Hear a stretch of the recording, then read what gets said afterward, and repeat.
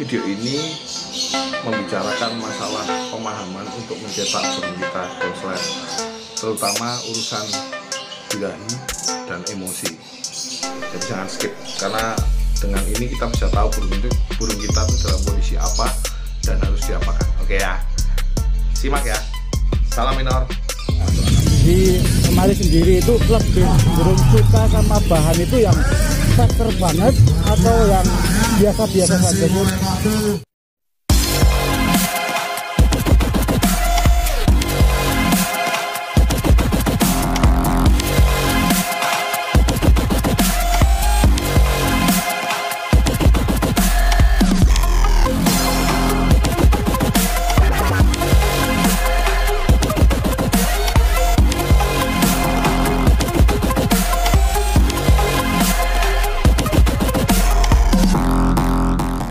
Sahabat Excellent, saya akan menampilkan beberapa video untuk menggenapi pemahaman yang kemarin ditanyakan teman-teman di sini tentang birahi sama emosi. Nah, sebelum saya pembahasannya dalam, intinya saya akan coba masuk ke video-video akan saya tampilkan lebih dahulu ya. Nanti di situ akan saya kasih teks, ini burung kondisi apa, burung kondisi apa, burung kondisi apa. Nanti coba disimak. Jadi nanti kita tahu kalau burung saya kondisinya seperti ini itu harus diapain, kalau kondisinya seperti ini itu harus diapain. Soalnya risikonya begini, memang benar sih kadang-kadang kalau kita tuh nggak punya pemahaman kondisi burung kita, bisa nggak jadi bisa jadi karena mungkin faktornya akhirnya hoki-hokian kan gitu kan. Kondisi burungnya birahi tinggi, kita nggak nyadar kita diperlakukan sesuatu, tapi ternyata burung itu jadi, ya bisa, tapi hoki-hokian. Tapi kalau ditelusur itu ada pemahamannya. Oke, simak video ini, nanti saya review satu-satu videonya ya. Video review gitu ya teman-teman. Oke, simak, yuk video ini ditonton ya.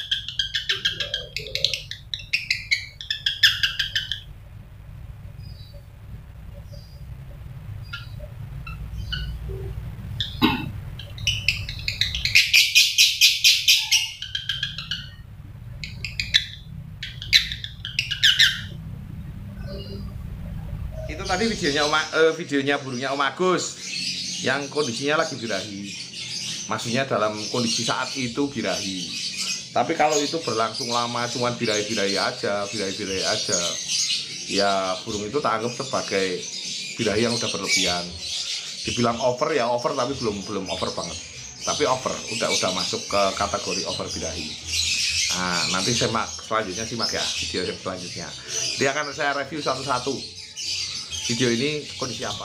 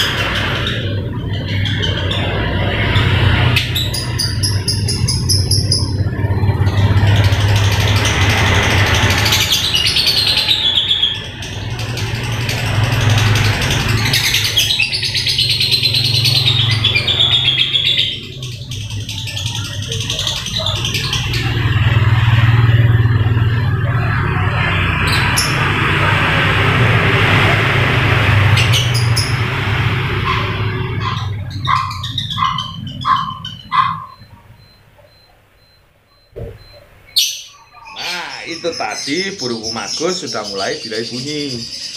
Jadi dari birahi aja akhirnya lari ke bunyi, karena burung ini berarti karakternya cocok. Kalau teman-teman punya burung yang kondisinya birahi aja tapi istilahnya dia belum bunyi, itu tak anggap masih birahinya terlalu tinggi. Tapi mungkin dibiarkan dulu, jangan terus di skip bahwa over birahi kan kondisinya. Tahan dulu sebentar, kalau memang dan itu tidak berubah ya berarti kondisinya burung itu birahi aja. Birahi over. Kalau birahi over, caranya gimana ya, dikawinkan gitu loh, dikawinkan gitu ya. Jadi itu birahi bunyi. Nah, video ini juga sama dengan videonya Om Danang Hadi. Ini tak keluarin ya, Om Danang Hadi. Mohon maaf, saya pinjam videonya dulu untuk vlog ya. Ini juga birahi bunyi. Nanti coba cek ya video birahi bunyi yang punya Om Danang Hadi.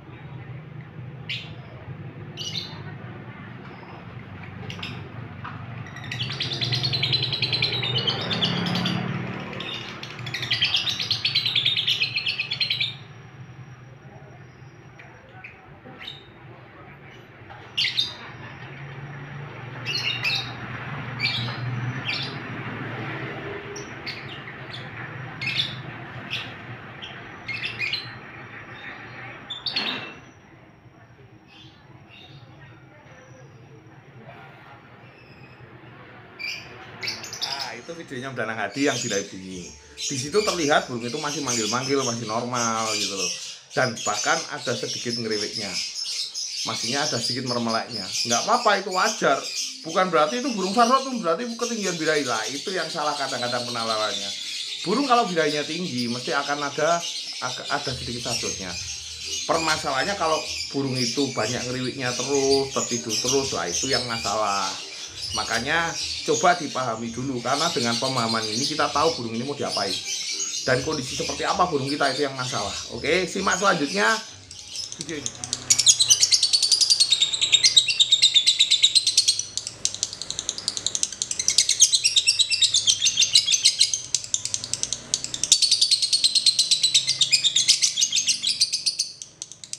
Nah, udah dilihat video tadi?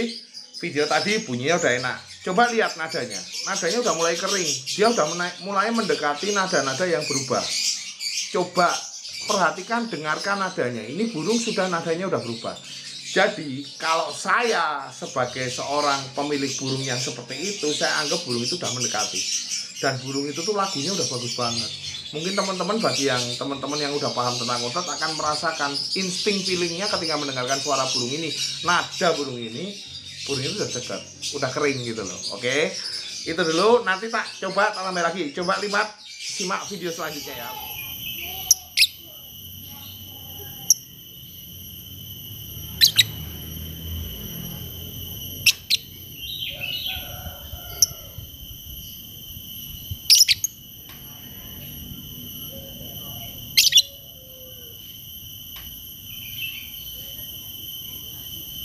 Nah, itu lagi. Coba lihat cara burung itu mau nggak bunyi, tapi dia kembang, ya kan?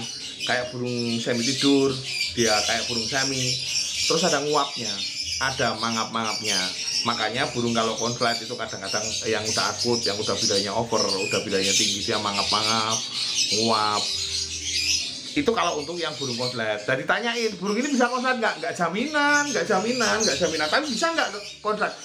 Bisa jadi, bisa enggak. Lah kadang-kadang orang salah paham ketika lihat gaya-gaya gitu aja, nganggapnya burung ini pasti konslet. Padahal itu hanya style ketika burung kelebihan birahi. Ada yang kepalanya dimunting-muntingin gini, ada yang macam-macam lah, tidur sambil di bawah keliling-keliling kayak Kusumo dulu ya, videonya Kusumo Om Sigit WMP, maaf. Tak masukin di sini terus. Dan itu tadi videonya untuk Kimin. Videonya untuk Kimin itu burungnya udah agak tinggi birahinya. Dan itu aku anggap udah ketinggian birahi. Jalan satu-satunya dikawinin. Mungkin nanti untuk Kimin bisa cerita banyak lah tentang burung itu. Tapi yang jelas burung itu yang kondisi over birahi dan harus diturunkan. Gitu ya teman-teman. Jadi intinya burung itu dalam kondisi yang birahi tinggi. Jadi harus bisa membedakan ketika kita butuh pemahaman burung kita dalam kondisi apa. Nanti teman-teman pilih nih, burung kita dalam kondisi apa, ngembang nggak, seperti apa gitu loh. Nah makanya butuh penalaran, pemahaman supaya kita tahu arahnya burung ini bener. Nah kalau misalnya tiba-tiba nih burung kayak gini diproses sama teman-teman yang mungkin dari yang punya Om Agus, mungkin dari punyanya Om Om Danang Hadi ataupun Pak Om Tukimin, itu diproses terus ada yang jadi dengan tidak ada diiringi pemahaman, maka ngomongnya ya mungkin rezeki ya, tapi karena nggak sengaja dan prosesnya betul. Tapi kalau orang yang paham, orang memahami, dia akan tahu, oh burung saya kondisinya seperti ini, diolah seperti ini. Jadi bicaranya bukan settingan, bukan burung yang punya Om Tukimin settingannya disamain dengan burung yang punyanya Om Agus atau Om Danang Hadi. Ini satu yang berbeda. Tapi kalau burungnya Om Danang Hadi sama burungnya Om Agus itu dalam kondisi yang sama. Settingannya untuk ngarahnya gimana itu sama. Tapi kalau misalnya diperlakukan antara punyanya Om Agus sama Om Danang Hadi, yang tadi yang Palamas tadi sama dengan Palamas yang Pasjo yang punyanya Om Tukimin, akan jadi masalah. Nggak percaya coba dinaikin terus birahinya, mesti cuma mangap-mangap aja atau melet. Nah itulah yang namanya jebol birahi kalau kelebihan birahi. Oke, simak pembahasan ini selanjutnya terus karena di sini banyak sekali hal-hal yang detail yang dibahas di situ. Jadi jangan skip ya. Oke, lanjutin supaya paham. Jadi jangan cuma setengah-setengah deh. Kalau nyimak nanti tanya lagi. Ini tak detailin pakai video. Saya cukup repot sih cariin video satu-satu, harus analisa, harus apa segala macam. Ya karena sudah terbiasa, jadi terbiasa lihat video, jadi analisanya ada. Oke. Coba simak video ini selanjutnya, simak ulasan ini selanjutnya ya. Dan simak ya video tadi. Jadi intinya video tadi cuma bahas masalah melihat satu video yang intinya sebelum kita memproses burung konslet jantan, ya, terutama jantan ya, terutama jantan. Betina juga hampir sama, cuman intinya terutama jantan. Intinya milih bahan tuh yang kondisinya birahi, habis birahi nggak lama bunyi. Kadang-kadang orang salah pahamnya itu gini, burung keluar karakter gaya aneh-aneh, munting-munting kepalanya, mangap-mangap, ya kan, terus naik turun kepalanya gini sambil bunyi, itu dianggap sebagai sesuatu yang dianggap konslet. Sebenarnya konslet itu, pemilihan bahan konslet itu diawali dengan harus munculnya birahi. Makanya saya sering bilang begini di vlog, untuk mengetahui burung itu punya bakat konslet apa enggak, itu sebenarnya pemilihan bahannya itu dari habis birahi dia terus kemudian nggak lama bunyi, nggak harus disambung. Itu udah saya bahas sih sebenarnya di vlog konsep jantan 1, 2, 3, 4. Nah, tapi ini saya bahas lebih detail, saya akan sambung-sambungkan supaya lebih jelas. Jadi habis birahi dia bunyi, dan habis bunyi biasanya birahi lagi, terus dia bunyi lagi. Makanya jantan konslet kalau jadi mungkin nggak kelihatan birahinya, tapi dia bawain birahi. Makanya habis bunyi dia garuk-garuk, muter-muter, bunyi. Terus garuk-garuk, muter-muter lagi, bunyi. Atau muter-muter, bunyi, kayak gitu. Nah, dasar itu dulu yang dipilih ketika kita mau memilih bahan konslet. Itu burung harus kelihatan dulu birahinya. Kalau burung nggak ada birahinya, burung kelebihan birahi sampai tidur, burung sampai ngeriwek, gimana kita mau lihat karakter burung itu bisa dicetak konslet? Gitu loh. Akan sangat susah sekali. Makanya burung konslet tuh milihnya gimana, karakternya gimana? Burung yang harus kelihatan birahinya. Kita bahas birahi dulu ya. Harus kelihatan birahinya. Saya bahas runtut ini dari awal supaya teman-teman detail, jangan di skip.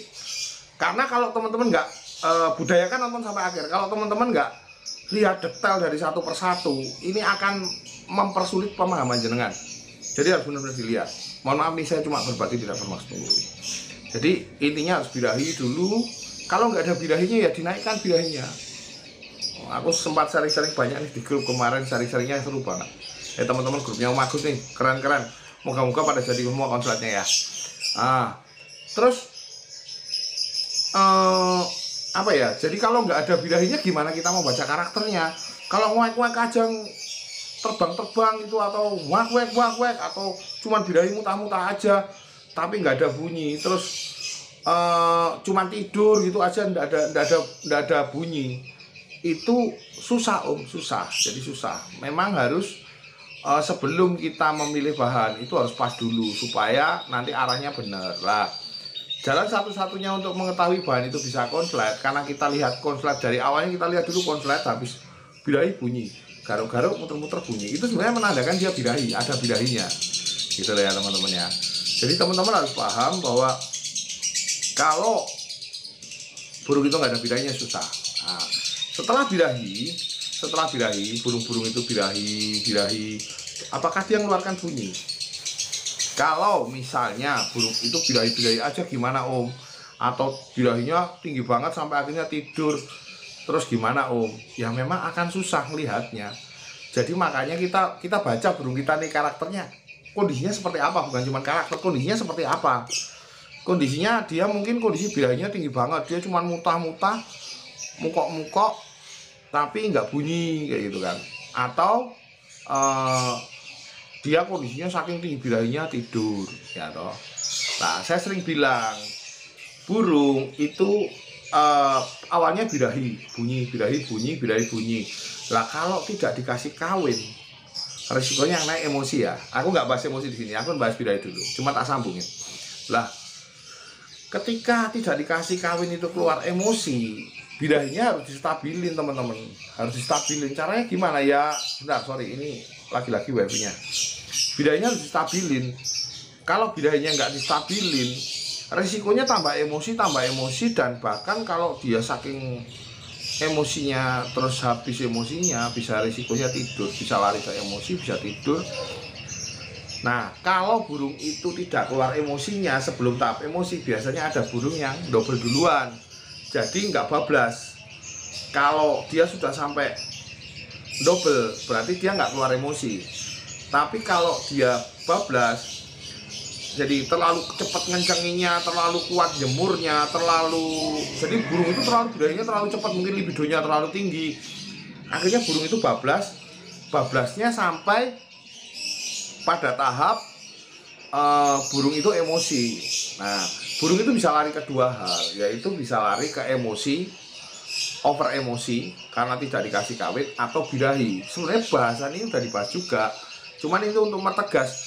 Soalnya orang tanyanya birahi gimana, emosi gimana. Lah, contoh burung birahi seperti itu. Kalau over birahi ya ngeletek-ngeletek terus, minta kawin terus tapi nggak ada bunyinya, atau sampai tidur, itu burung birahi. Tuh. Terus ngatasinya gimana Om? Kalau yang ngeletek-ngeletek terus, teman-teman bisa dikawinin,